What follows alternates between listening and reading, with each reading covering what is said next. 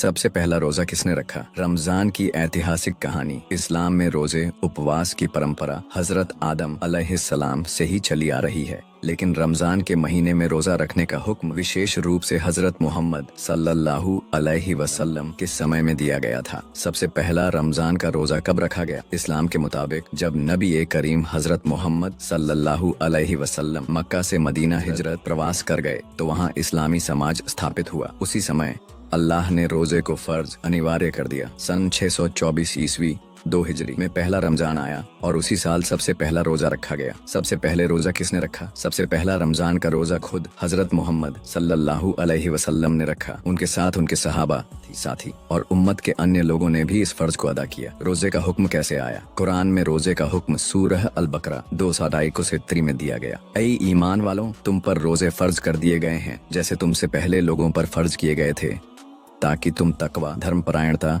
हासिल करो। इस आयत के जरिए रोजे को एक इबादत के रूप में अनिवार्य कर दिया गया। रोजे की अहमियत और पहले रमजान में मुसलमानों ने न केवल रोजा रखा बल्कि इसी महीने में एक ऐतिहासिक घटना घटी, बद्र की जंग। यह इस्लाम की पहली जंग थी जो 17 रमजान 2 हिजरी को हुई थी। निष्कर्ष, सबसे पहला रमजान का रोजा हजरत मोहम्मद सल्लल्लाहु अलैहि वसल्लम और उनके सहाबा ने रखा था। इसके बाद से यह इस्लाम के 5 स्तंभों में से एक बन गया और हर मुसलमान के लिए अनिवार्य कर दिया गया जो सक्षम हो।